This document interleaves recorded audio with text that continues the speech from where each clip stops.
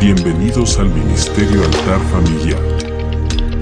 Es momento de adorar y alabar el nombre de Dios.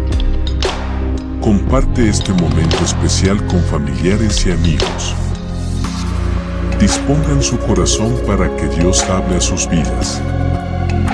Prestos a oír su palabra.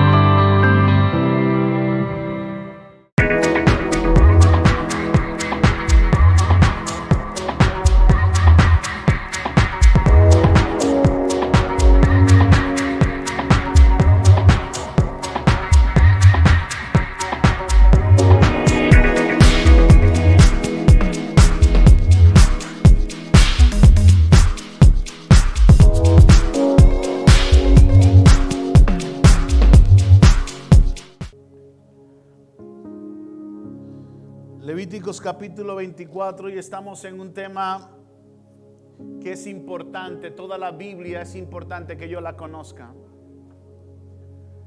Si usted piensa que hay parte de la Biblia que usted no debe leer porque ya pasó de moda, porque ya representa el antiguo pacto, usted está equivocado. Toda la Biblia me enseña. Y aun cuando este antiguo pacto, dice el libro de Hebreos, que quedó completamente desechado por el nuevo pacto en Cristo Jesús, no deja de enseñarme lo que significa este antiguo pacto. Y Dios levantó un pacto con un hombre llamado Abraham, y le dijo a Abraham que lo iba a multiplicar, iba a ser su generación mucho más grande que las estrellas de los cielos, mucho más grande que la arena del mar, de tal manera que Abraham no iba a poder contar la generación. Y usted se pone a pensar cómo es que Abraham no pudo contar la generación y no tenía hijos, y cuando llegó a tener un solo hijo, el primer hijo que tuvo Abraham con su esposa, con Sara, fue Isaac, porque en su equivocación Abraham tuvo relaciones con otra mujer, con la esclava de Sara, y tuvo de allí una generación, la generación de los ismaelitas. El nombre de este muchacho se llamó Ismael. Pero la bendición y la promesa estaban en Isaac, lo dice la Biblia. Y en Isaac era que iba a descender esa promesa, donde miles y miles de personas iban a nacer de este hombre. Lo que no entendía Abraham era que Dios no estaba hablando solamente de algo físico, estaba hablando de algo sobrenatural. Por eso cuando leemos la Biblia en el libro de Romanos nos damos cuenta de que la promesa de Abraham no estaba solamente para el pueblo de Israel. La promesa de Abraham estaba para cada uno de nosotros. Por eso la generación de Abraham era imposible que se pudiese contar, porque miles y miles de cristianos nacen todos los días. No estaba hablando de algo físico, estaba hablando de algo espiritual. Porque cada vez que Dios te habla a ti, no te está hablando de algo temporal, te está hablando de algo eterno.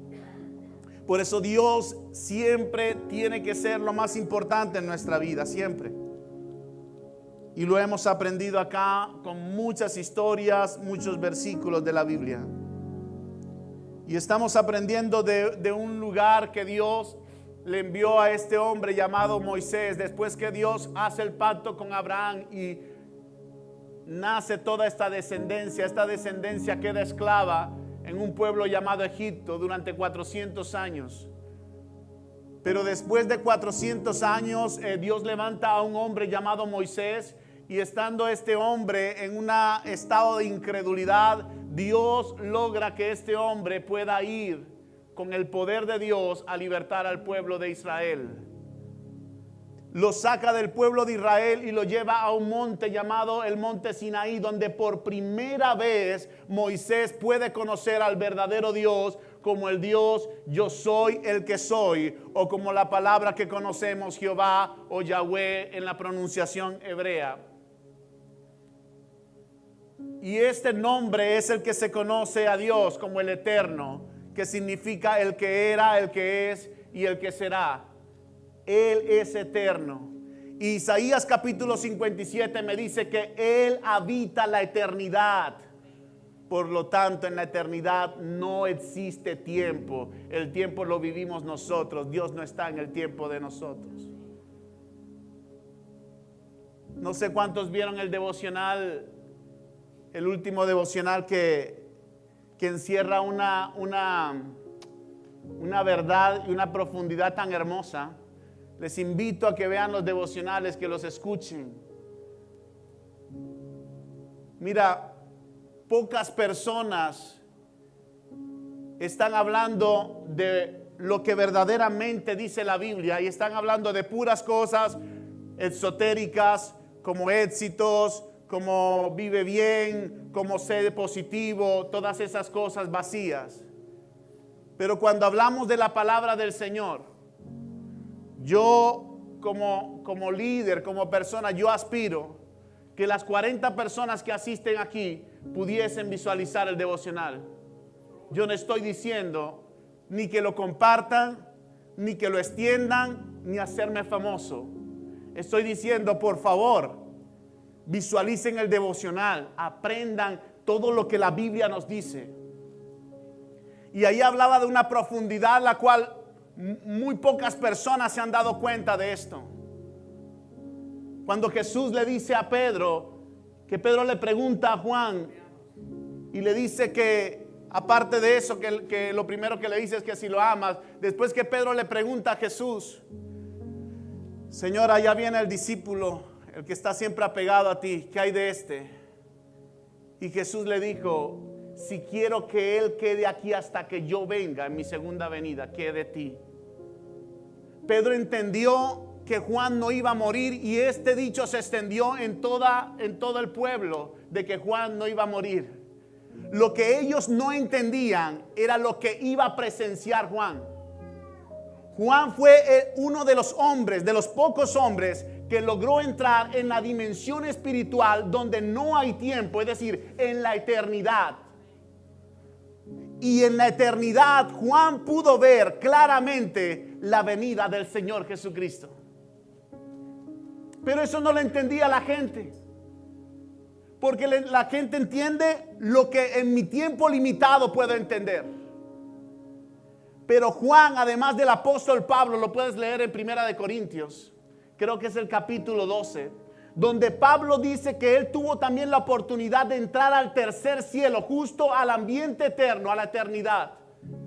Y pudo ver cosas que son imposibles de hablar por la boca humana. Eran grandiosas. Cosas que nosotros, cada uno de nosotros vamos a presenciar cuando nuestros cuerpos estén transformados y estemos en la presencia de Dios. Pero él, querido amigo, él tuvo que salir de donde estaba, de este estado físico limitado por el tiempo, y entró directamente a la eternidad, al ambiente de Dios, y pudo ver cosas que son imposibles hablarla con la boca humana. Cosas grandiosas. Otro de los hombres que presenció la eternidad, otro de los hombres que vimos que pudo ver, que pudo llegar a la eternidad, al ambiente donde no hay tiempo, fue Ezequiel. ¿Cuántos se recuerdan de la historia? Dios lo lleva, estaban cautivos en Babilonia y Dios lo lleva al pasado para que Ezequiel entienda por qué el pueblo estaba cautivo en Babilonia, porque él no lo entendía hasta ese punto. Léalo, está en Ezequiel, los primeros capítulos. Muy pocas personas logran entrar en esta dimensión espiritual. Hay gente que ha dicho, bueno, yo he sentido que me salgo y yo veo que estoy allí dormido. Entran en un ambiente tal vez paranormal, ¿verdad? Pero estas personas lograron entrar en la misma dimensión de la eternidad. Y Juan en esa eternidad pudo ver claramente lo que va a pasar con la iglesia, lo que va a pasar con el pueblo de Israel, lo que va a pasar con la tierra, lo que va a pasar con los cielos, lo que va a pasar con la segunda venida de Cristo, los juicios que vienen sobre la tierra, y pudo ver la nueva Jerusalén descender del cielo y colocarse en la nueva tierra y en el nuevo cielo creado por Dios. Apocalipsis 21, Apocalipsis 22. Está en la Biblia, no estoy inventando nada. Estas personas lograron entrar. Entonces, en el devocional estamos hablando cosas que la gente ni siquiera enseña. Es la palabra de Dios, mis hermanos. Y lo único que les estoy pidiendo es que agarren el link que no ocupa ningún espacio en tu celular. Y lo hicimos en base al link de YouTube para que no ocupe espacio en el celular, para que la gente no diga esto, voy a borrarlo de una vez porque me está ocupando espacio. No, es para que tú puedas aprender la palabra de Dios. ¿Te parece hermoso que estudiamos versículo por versículo del libro de Juan y ya lo terminamos? Ahora vamos con los nuevos devocionales en el libro de Hechos.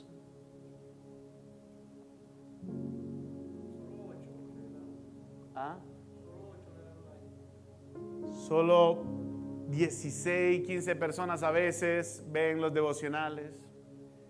Y jamás, escuche bien, jamás en mi intención está volverme famoso con eso. En mi intención está que usted aprenda, que este grupo pequeño pueda aprender la palabra del Señor. Eso es suficiente, porque lo que Dios va a hacer a través de tu vida lo va a hacer también en otras personas, en tu familia, en tu hogar. Entonces nada más. Es algo que dura 8 o 10 minutos y que puedes visualizarlo en tu carro. Compartirlo dura ni un minuto. Y compartirlo no dura ni un minuto, así es. Qué hermosa es la palabra del Señor.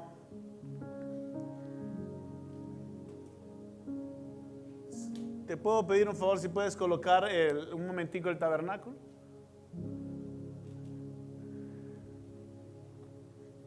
Estamos hablando de que cuando Moisés estaba en el monte Sinaí, Dios activa un nuevo pacto con Moisés. Y este pacto que activa con Moisés es el pacto de los mandamientos. Fue sellado con el mismo dedo de Dios, escribiendo los mandamientos en unas piedras que Dios le mandó a buscar a Moisés. Y de estos 10 mandamientos que se conocen famosos, los 10 mandamientos, no quiere decir que sean 10 mandatos que tú vas a obedecer nada más, sino que de esos 10 mandamientos se desprende una serie de normativas y de mandamientos secundarios. Pero Dios sabía que el hombre era imposible que pudiese obedecer estos mandamientos. Por eso Dios ya tenía una estrategia, porque Él es eterno, Él lo sabe todo. Y es ahí donde entra, ¿por qué Dios creó al hombre? ¿Y por qué Dios puso ese árbol si sabía que el hombre iba a pecar? Él no lo conoce todo, claro. Porque así como Dios sabía que el hombre iba a pecar, también sabía que Él iba a enviar a su Hijo. Porque todo está en el plan de Dios. El plan de Dios no lo inventó, el plan de Dios en la eternidad ya lo tenía. Para que la gente pudiese acercarse, ser redimida. Y vemos el tabernáculo y aprendimos que esta tienda Dios se la mostró a Moisés en el monte Sinaí en un ambiente sobrenatural. Moisés podía ver claramente en visión todo lo que la tienda iba a contener y cómo lo iba a hacer. Y esa tienda empezó a hacerla Moisés con la ofrenda que el pueblo dio, porque Dios le dijo a Moisés, Moisés, dile a mi pueblo que dé ofrenda. Pero Dios no es ni bruto, Dios no es loco. Dios sabía que el pueblo, si él dejaba que el pueblo saliera de la esclavitud con las manos vacías, ellos no iban a tener ninguna ofrenda para dar. Así que el mismo día que ellos salieron, Dios reviste de una gracia sobrenatural al pueblo de Israel para que ellos salgan con las manos llenas de oro, de plata, de bronce, de telas, de vestidos, todo. Así que cuando están y llegan al monte Sinaí, que Dios le dice a Moisés, ahora sí, pídele ofrenda a mi pueblo, le estaba diciendo a Dios a Moisés, dile a mi pueblo que de lo que yo le di, ellos van entonces a dar para hacer este tabernáculo. Era muy específica la ofrenda. Tan específica que cuando el pueblo empezó a sembrar y a sembrar y a sembrar, había tanta ofrenda que Dios le volvió a decir a Moisés, para allá. Ya no es necesario que den más ofrenda. Ya es suficiente para poder construir el tabernáculo. Dijimos que el tabernáculo representa a Cristo en todos los sentidos. En todos los sentidos, desde el momento en que tú ves la primera parte del tabernáculo, que son los atrios, ahí lo ven. Los atrios tenían una primera porción que era la puerta y que miraba hacia la región oriental. Y era la única puerta por donde podían entrar. Porque dijimos que la única puerta para poder ser redimidos es la puerta de Cristo. Cristo es la puerta. Y que puedes buscar muchísimas puertas, opciones. Brujería, hechicería, budismo, espiritismo, oscuridad, todo lo que se te ocurra, religiones, hay miles y miles de religiones. Puedes buscar cualquier puerta, pero ninguna puerta te va a ofrecer la redención del pecado, porque el único que puede redimirte del pecado se llama Jesucristo. Él es la única puerta y por eso el tabernáculo tenía una sola puerta. Y después del tabernáculo encontramos un elemento importante, que es el altar de bronce. Y dijimos por qué era de bronce, porque el bronce, según la Biblia, representa sufrimiento, representa juicio, representa sacrificio. Y dijimos que en el altar de bronce ellos tenían que ofrecer un animal, pero que eso era simbología de lo que iba a pasar, porque Cristo era el único sacrificio que podía redimir toda esa conciencia muerta que el hombre tenía, ya que el hombre se acostumbró a ofrecer animales a cada momento, pero seguían pecando. Ahora era diferente. Ahora Cristo sí podía transformar los corazones y las mentes que estaban muertas y darles vida. Vida espiritual. Así que cuando veas el altar de bronce, estás viendo el sacrificio de Cristo en ese lugar. La sangre derramada que tenía que ser rociada en los 4 cuernos que miraban al norte, al oriente, al este y al sur. ¿Por qué? Porque la salvación es para todos y es gratis. Es para todos y es gratis. No tienes que pagar por ello. No tienes que pagar una penitencia por ello, como han enseñado en muchas religiones. Es imposible que el hombre pueda ofrecer algo para poder ser redimido. Nada que el hombre ofrezca le ofrece la redención. Por eso la Biblia dice en el libro de Efesios, por gracia sois salvo por medio de la fe. Y esto, la fe, no es tuya, es un don, es un regalo de Dios.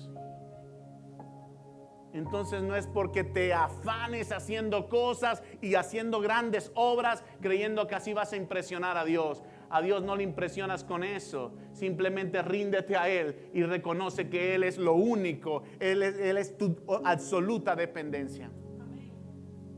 No está pidiendo nada a cambio, solamente que tú creas. Es por eso que es completamente gratis.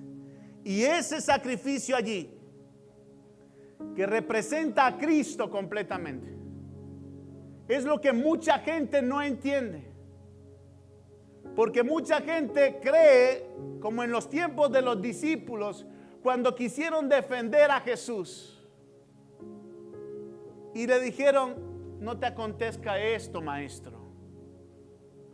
Ve que voy a morir, voy a sufrir, voy a padecer, me van a crucificar y al tercer día voy a resucitar. El único hombre que pudo hablar de su muerte y de su resurrección fue Jesucristo. Ninguno más. Porque Él es eterno. Él sabía lo que iba a padecer.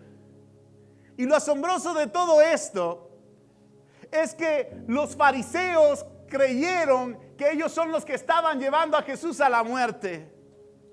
Los soldados romanos creyeron que al obedecer el mandamiento de su amo, de Pilato, ellos estaban llevando a Jesús a la muerte. Y Jesús les dijo: ustedes no me llevan a la muerte, yo mismo doy mi vida por ustedes.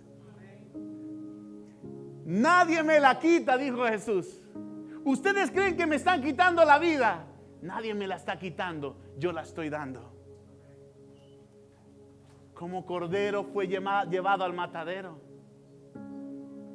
Lo tremendo también de esto es que uno de sus discípulos, estando ya a punto de ser Jesús preso, uno de sus discípulos le dice: Señor, ¿por qué no oramos para que esta gente sea destruida? Y Jesús le dijo: cálmate. Ellos no me están llevando a la muerte, yo me estoy entregando por ellos. Pero había un discípulo todavía más afanado llamado Pedro, agresivo. Era un hombre que impulsivo. Agarró una espada y se la arrancó a uno de los siervos, la oreja. Y Jesús le vuelve a decir, le dice: Pedro, vuelve tu cuchillo, tu espada a su vaina. Yo me estoy entregando por ellos. Ese es el sacrificio que la gente no valora. Llevamos a Jesús a la muerte, mentira. Él se entregó. Nunca lo llevaste a la muerte. El único que pudo decir esta palabra, esta frase, excelente frase, dijo: yo doy mi vida y la vuelvo a tomar. Yo doy mi vida y la vuelvo a tomar. Nadie, absolutamente nadie, lo puedes buscar en todos los dioses de la tierra que tienen como paganos. Ninguno pudo decir estas palabras. El único que dijo: yo soy el camino, la verdad y la vida, se llama Jesucristo y vive por los siglos de los siglos.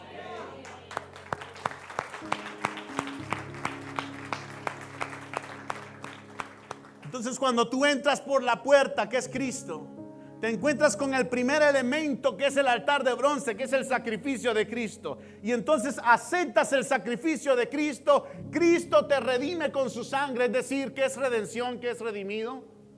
Comprado a precio de. Entonces, comprado a precio de sangre, pasas al siguiente elemento, que es el agua.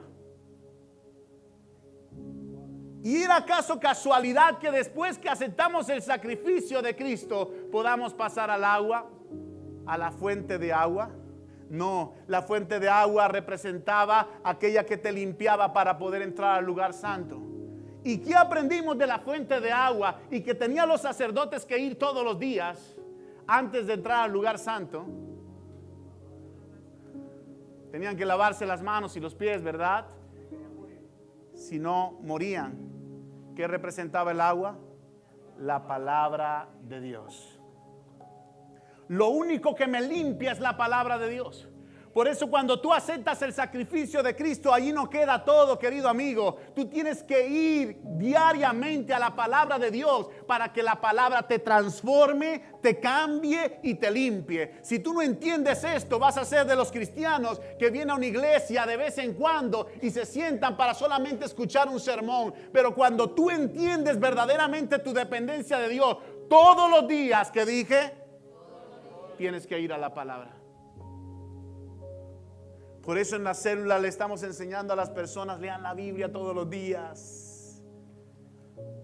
Antes de lanzar los líderes al ruedo, ¿qué fue lo que les colocamos como meta, líderes? Leer los 4 evangelios sin parar todos los días. ¿Por qué? Porque si tú vas a enseñarle a una persona que lea la Biblia, el primero que debe leerla eres tú. Jamás. ¿Sabes por qué Jesús tenía autoridad? Porque cuando Él te decía algo era porque Él lo estaba viviendo. ¿Sabes por qué los fariseos no tenían autoridad? Por lo que ellos decían, no lo vivían. Y eso te resta mucha autoridad. Entonces tú tienes que vivir conforme a lo que dice la Biblia para poder enseñarla a otros. Si tú no lo vives, no enseñes nada. Eso es mentira, hipocresía, lo que estás diciendo. Todos los días había que ir a la fuente. El agua representa la palabra. Por eso Jesús le dijo a Nicodemo: te es necesario nacer del agua y del Espíritu, porque el agua representa la palabra, y la palabra sin el Espíritu Santo no hace ningún efecto. Los fariseos conocían la palabra mucho. Conocían muchos versículos. Esos hombres eran eruditos, pero no tenían la presencia del Espíritu Santo, la revelación de la palabra. Por eso Jesús pudo decirle: ustedes simplemente son unos sepulcros blanqueados que por fuera se ven muy bonitos, pero por dentro están llenos de huesos muertos. Porque lo único que trae vida es cuando traes una palabra que es revelada por el Espíritu Santo. Puedes leerla muchas veces durante muchos años, pero si el Espíritu Santo no te la revela y hace una cabida en ti, no va a hacer nada. Por eso mucha gente ignora la palabra y la coloca abierta en sus dormitorios, la coloca abierta ¿cómo se llama eso?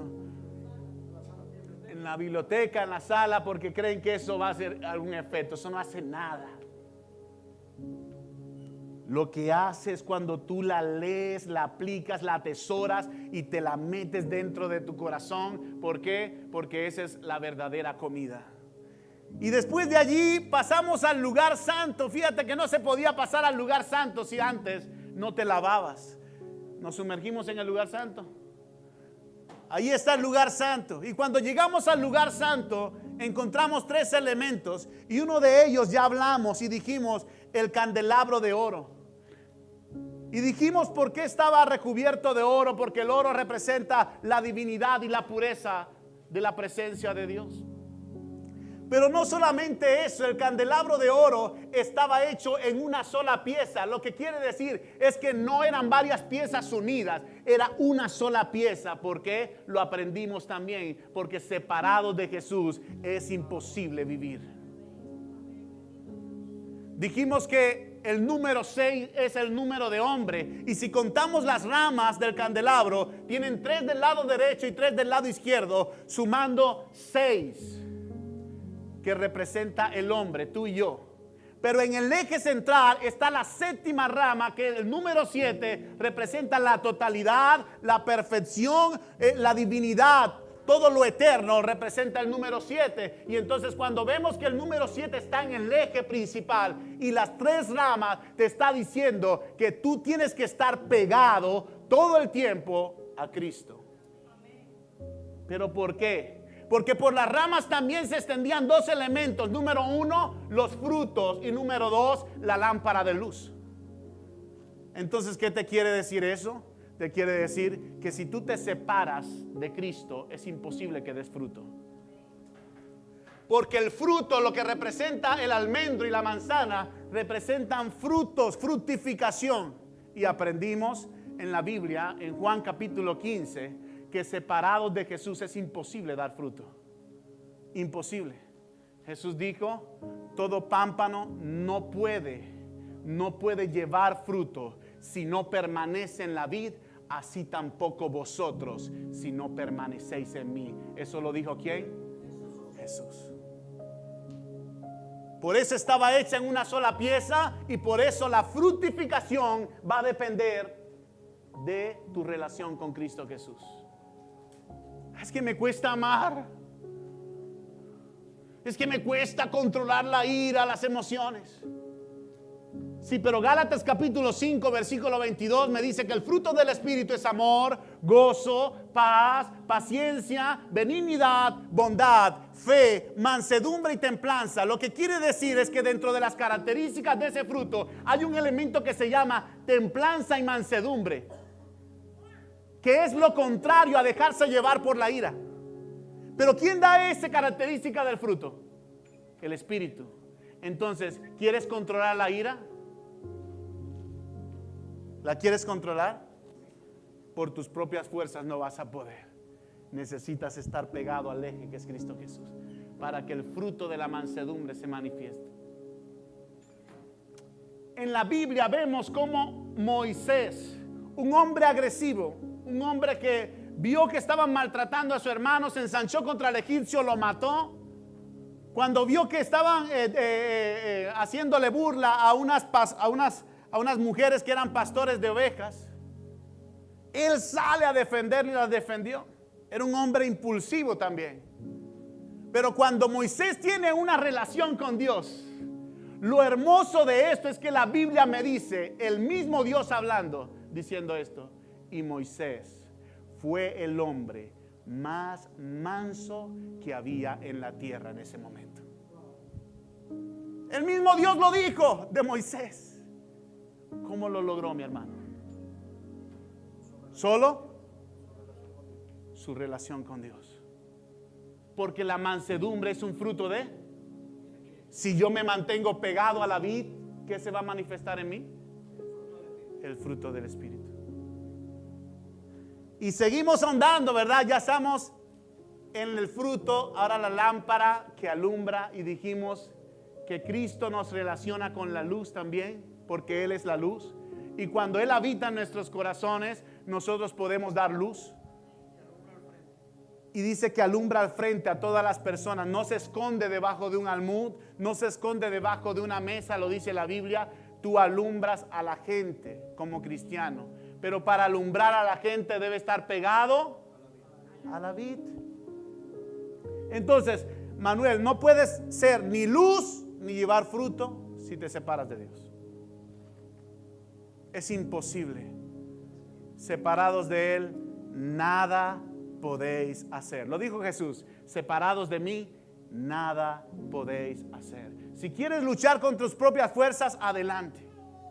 Lucha con tus propias fuerzas, pero no vas a poder. Y nos vamos ahora más al otro elemento, los panes de la proposición. ¿Tenemos los panes allí de la proposición? Y quiero que leas conmigo Levíticos 24, versículo 5.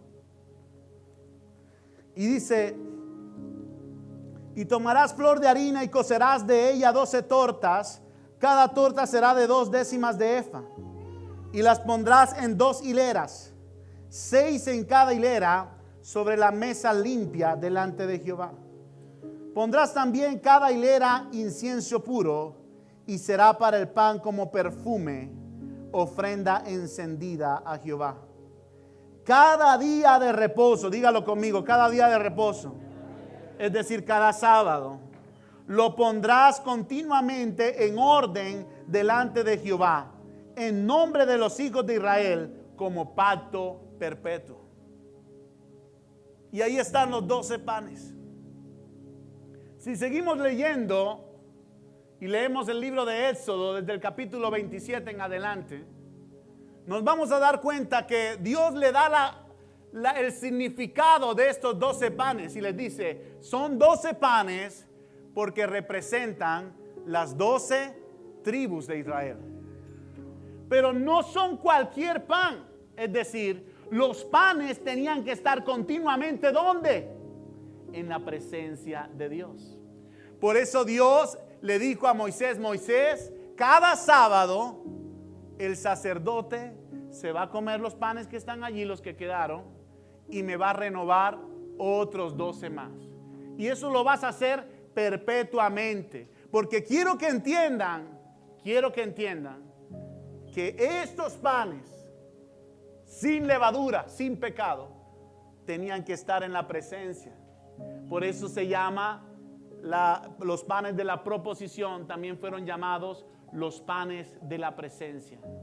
¿Y qué significa que los 12 panes sean las 12 tribus de Israel? Significa que los 12 panes, una de las simbologías era el pueblo, pero el pueblo en la presencia de Dios. ¿Por qué? Porque Dios quería que el pueblo entendiera que era en su presencia que Él podía proveerles. La provisión venía de Dios. Y ahí vamos otra vez a lo que digo siempre. Siempre digo esto en casi todas las enseñanzas, porque lo hemos visto en diferentes historias, en diferentes versículos, de diferentes maneras, pero a veces no entendemos. La provisión tuya no es porque trabajes más. La provisión tuya te la da Jehová de los ejércitos, si tú lo buscas primeramente a Él.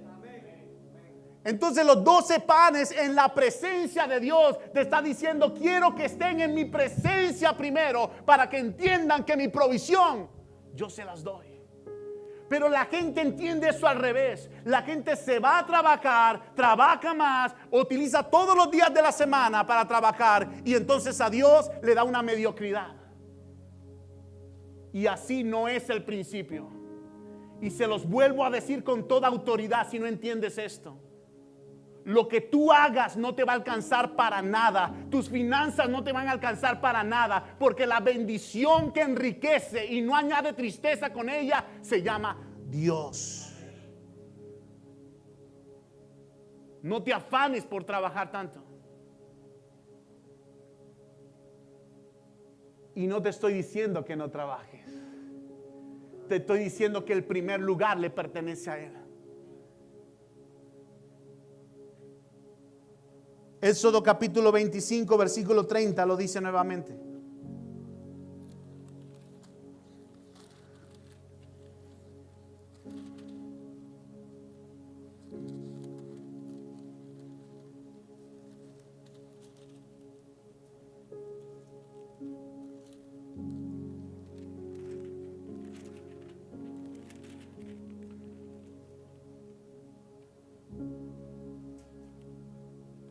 Y pondrás sobre la mesa el pan de la proposición delante de mí. ¿Cuántas veces?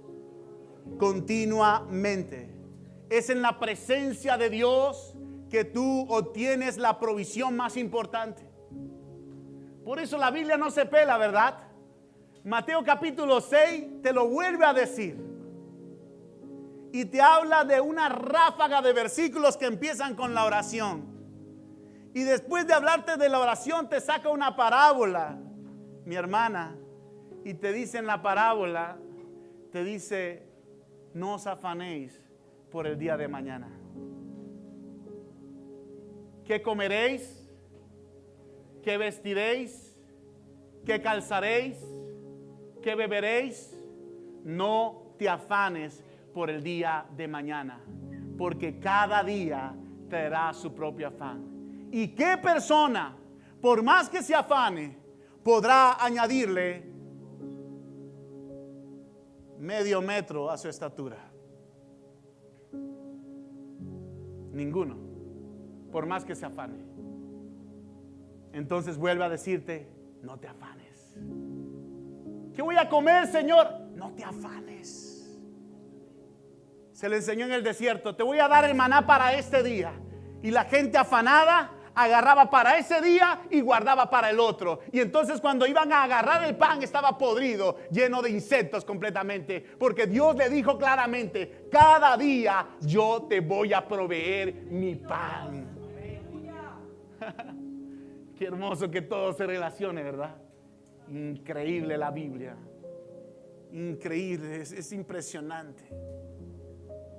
Este versículo dice: está atento a lo que te voy a decir. Considera por un momento las aves de los cielos. Ellas no siembran, ellas no cosechan. Con todo eso, Jehová ve por cada una de esas aves. Y tú no vales más que esa ave, Junior. Solo quiero que estés en mi presencia. Solo quiero que me busques primeramente a mí, y entonces voy a bendecirte. Se lo dijo al pueblo de Israel. Lo vuelvo a repetir, aquellos que no lo han escuchado: 6 años vas a sembrar la tierra. El 7º año no vas a sembrarla. Señor, el 7º año, si no sembramos, es imposible que cosechemos, ¿verdad? Si yo no siembro el fruto, no lo voy a cosechar. Entonces Dios le dice: el 7º año no vas a sembrar la tierra. ¿Y cómo viviremos, Abilinel? Eso se lo hizo el pueblo. El pueblo le preguntó: ¿y cómo vamos a hacer? Perfecto, te tengo la respuesta. mi provisión, el año número 6, Manuel, te va a alcanzar para el 6, el 7, el 8, hasta el 9º año. ¿Quién lo bendecía, mi hermano Ronnie? Lo multiplicaba. ¿Sabes por qué? Porque la provisión proviene de Él. No proviene de tu esfuerzo ni de tu capacidad. Él es mi proveedor. Él es mi proveedor. Yo necesito buscarlo a Él primero. Y si no te quedó claro, entonces por un momento concéntrate en los lirios del campo y ve toda la hermosura del lirio del campo. Gabriel, ni siquiera Salomón con toda su gloria y sus riquezas se vistió como uno de ellos. Y si Dios ve la hierba del campo que hoy está allí y mañana se seca, mañana perece, es echada en el fuego, ¿no vales tú más que una hierba? Por eso yo te digo, yo voy a ser tu proveedor. Mas buscar primeramente el reino de Dios y su justicia, y todas las demás cosas serán añadidas. La provisión viene de Dios. Deuteronomio capítulo 8 versículo 3 enseña una verdad que usó Jesús en la tentación en Mateo capítulo 4. Cuando Jesús fue tentado, citó este versículo haciendo memoria de que hay algo mucho más importante que lo que es la parte de tus finanzas, de tus labores, de lo que tú haces.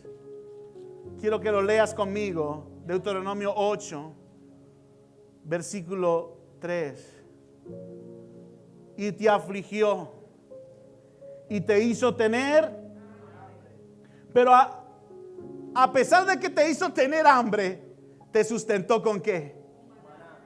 Comida que no conocías tú, ni tus padres la habían conocido, para hacerte saber, escucha bien, para hacerte saber que no solo de pan vivirá el hombre, mas de todo lo que sale de la boca de Jehová vivirá el hombre. Buscar a Dios primero es más importante, mucho más importante.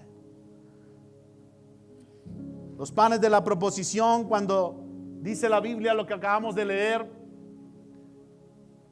en el libro de Levíticos, dice que ellos representaban, continuamente tenían que colocarlo, porque una de las cosas que representaba también era la adoración. Pero mira lo hermoso de esto, ¿verdad? Porque antes de representar esto, ¿qué proceso tenía que haber pasado? Aceptar el sacrificio de Cristo, lavarse con su palabra, luego entrar al lugar santo y está la lámpara, ¿verdad? Y luego los panes diciendo que Él es mi proveedor. Pero no puede haber una adoración genuina si tú no pasas primero por ese sacrificio y ese lavado de tu vida.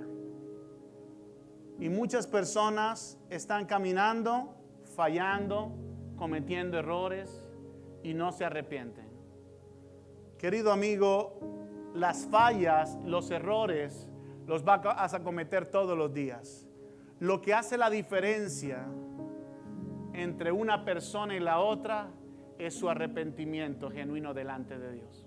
Si tú llegas a Dios, el libro de Primera de Juan, el capítulo 1 nos lo dice, lo aprendimos en la célula: si confesamos nuestros pecados, Él es fiel y justo para perdonarnos. Entonces diariamente tú tienes que venir a Él y pedirle perdón y arrepentirte de tus pecados para que tú puedas ser ese pan que pueda representar una verdadera adoración delante de Dios. Y por último, el pan de la proposición representa a Cristo, porque Él dijo: yo soy el pan de vida. Yo soy. Juan capítulo 6, versículo 35.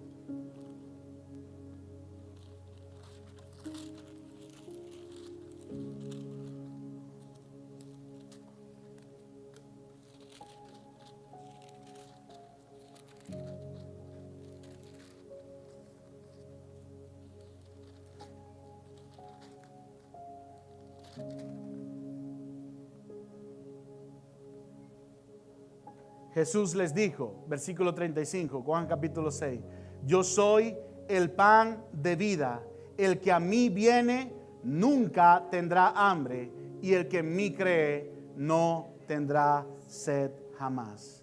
Eso es lo hermoso de la palabra del Señor. Y seguimos andando. ¿Y cuánto tiempo queda? ¿Cuánto tiempo nos queda? 5 minutos. Y seguimos andando y nos vamos con el otro elemento. ¿Cuál es el otro elemento ahí, Hande?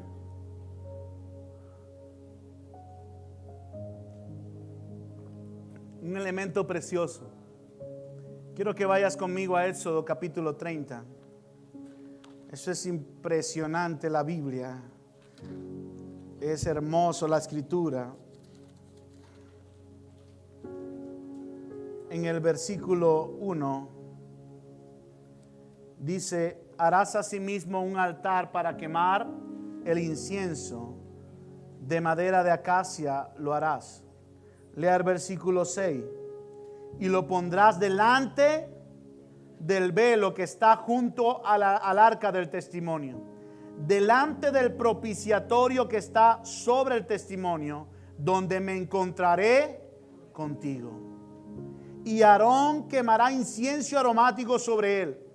Cada mañana cuando aliste las lámparas, lo quemará.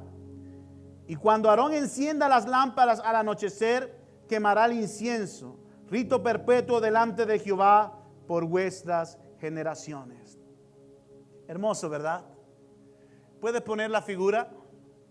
Ahí dice la Biblia que el altar del incienso es ese en forma grande. Ahora coloca lo que es el lugar santo, donde están todas las piezas. Estaba junto al velo que separaba el lugar santo, que es el anterior, al lugar santísimo donde estaba la presencia del Señor. Pero qué hermoso esto, ¿verdad? Porque la Biblia no tiene casualidades. La palabra de Dios no es una casualidad. Todo Dios lo hizo en orden. ¿Por qué estaba el altar del incienso justo antes de entrar al lugar santísimo? Lea conmigo Salmo capítulo 141.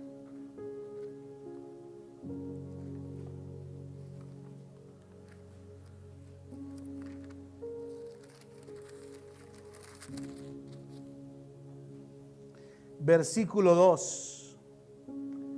Léalo en voz fuerte. Suba mi oración delante de ti como el incienso, el don de mis manos como la ofrenda de la tarde. Y si no quedó claro, vamos a leer Apocalipsis capítulo 5.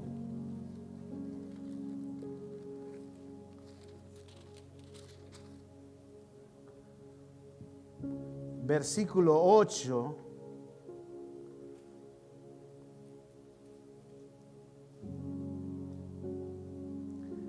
Léalo conmigo en voz fuerte. Y cuando hubo tomado el libro, los 4 seres vivientes y los 24 ancianos se postraron delante del Cordero.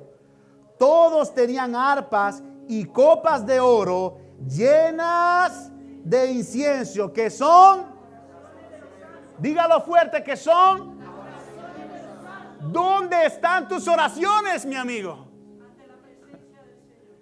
Es que Dios no me escucha. Es que Dios no me escucha. ¿Sabes por qué estaba antes del lugar santísimo? Porque el arca del testimonio, que lo vamos a ver posteriormente en otra prédica, representa la presencia de Dios. Justo antes tenías que entrar con adoración y con oración de acción de gracias a Dios. Y esas oraciones, querido amigo, mi hermano, esas oraciones suben delante de la presencia de Dios cuando son genuinas, cuando son de todo corazón, y allí se representan como un incienso aromático delante de Dios. ¿Para qué? Para que el Señor, una vez que las tenga allí, Él va a responder en su debido tiempo. No en tu tiempo, no en mi tiempo. Es en el tiempo de Dios, que es perfecto, porque Él habita la eternidad y en la eternidad no hay tiempo. Lo tremendo de esto es que la historia de la Biblia nos los relata sobre En Éxodo capítulo 30, 34 y 38, si quieres lo buscas cuando estás en tu casa, dice que el incienso tenía una receta. Tenía una forma exacta como se tenía que hacer. Tenías unos ingredientes exactos. Por eso cuando Jesús le pregunta a uno de sus discípulos, Señor, ¿cómo tengo que orar? Jesús le dice, cuando tú ores, entra a tu aposento, Mateo capítulo 6, y cerrada la puerta, ora a tu Padre que está en lo secreto, y tu Padre que te ve en lo secreto, te recompensará en público. Y cuando ores, sigue los versículos, no hagas vanas repeticiones como los hipócritas que creen que por su palabrería serán oídos. Mas tú cuando ores, di esto: Padre nuestro que estás en el cielo, santificado sea tu nombre.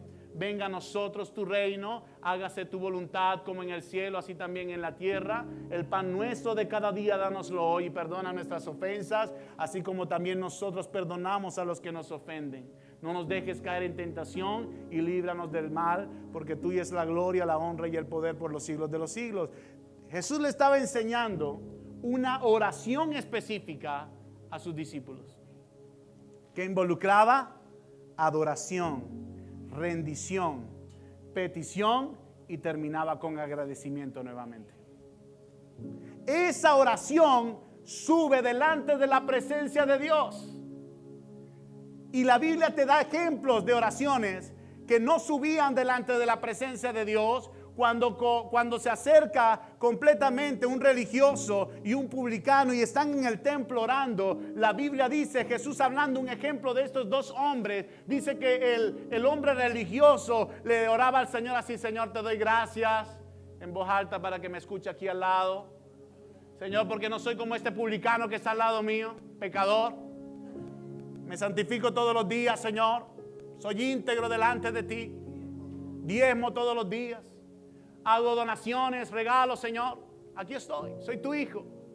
Y después escucha la oración y dice el ejemplo del publicano. Y dice el publicano: Señor, ten misericordia de mí, que soy pecador, que dependo de ti, Señor.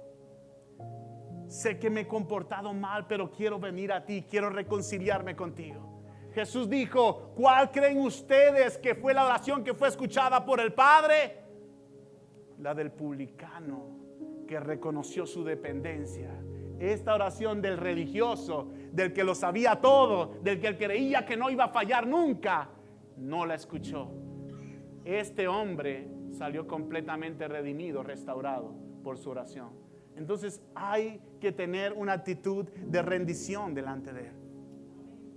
La receta era perfecta y tenía que ser hecha tal y como Dios se lo había dado.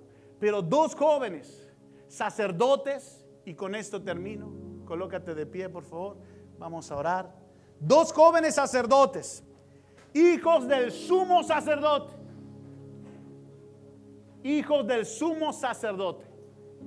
llamado Nabat y Abiú. Estos hombres se les ocurrió, en su destreza de saber los aromas y conocer las hierbas del campo, dijeron: vamos a hacer una nueva receta que huela mejor. Y estos hombres se las ingeniaron, buscaron los ingredientes y empezaron a hacer la receta del incienso. Cuando ya lo tenían listo, ¿a dónde se acercaron, mi hermano? ¿Puedes poner la foto allí del lugar santo? Se acercaron allí, justo antes del velo, al altar del incienso. La Biblia dice que cuando ellos ofrecen ese incienso extraño, del arca de adentro, ¿quién estaba adentro? La presencia de Dios. Salió fuego y los quemó a los dos. ¿Por qué?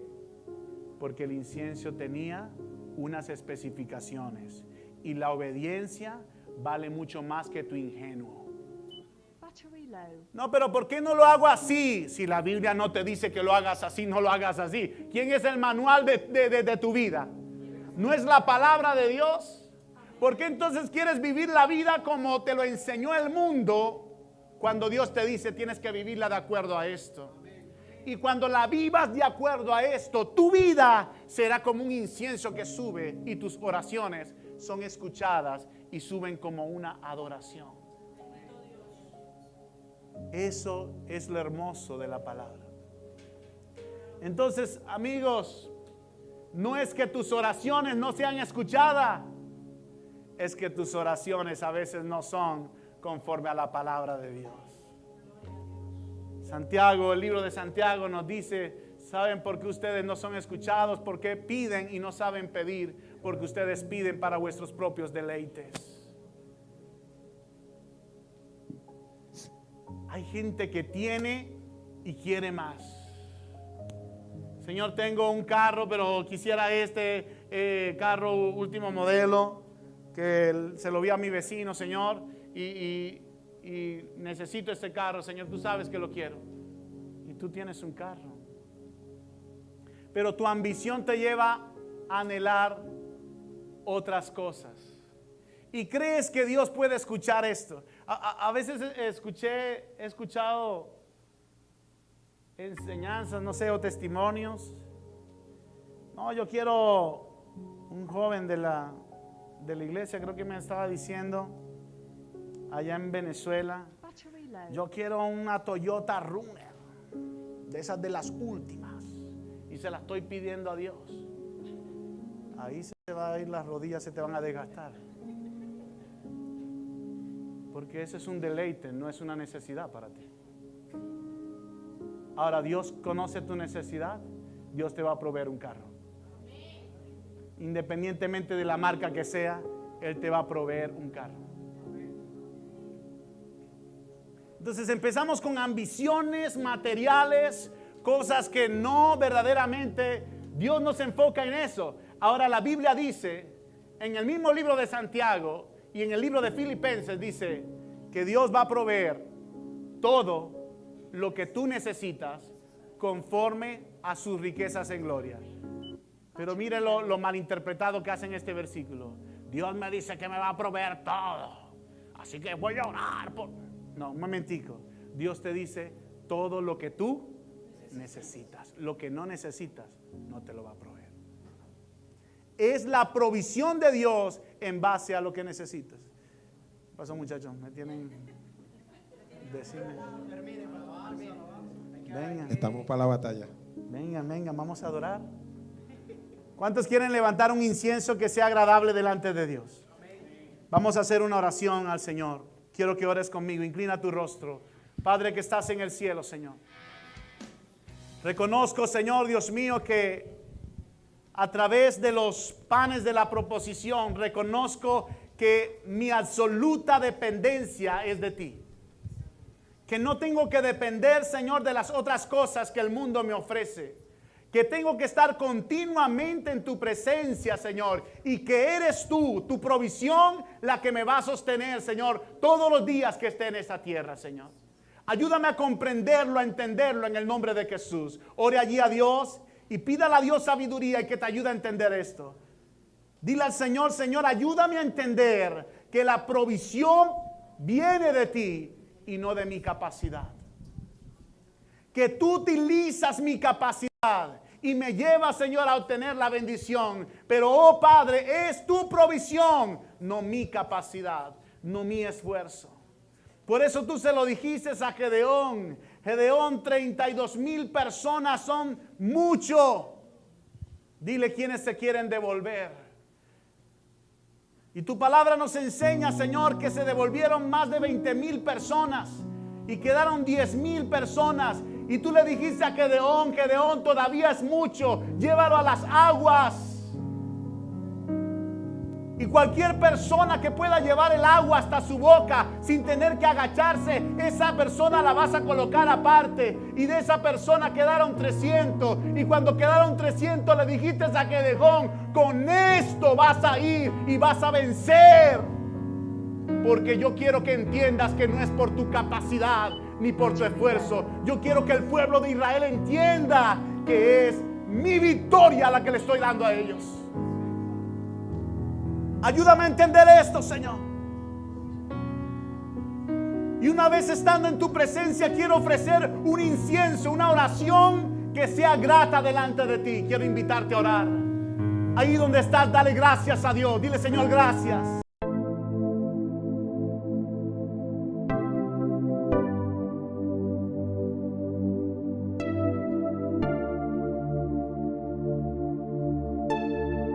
De Moisés se desprende de Moisés. Entonces, ¿qué hicieron los ancianos? Y eran los voceros. 3 meses. Llamaron a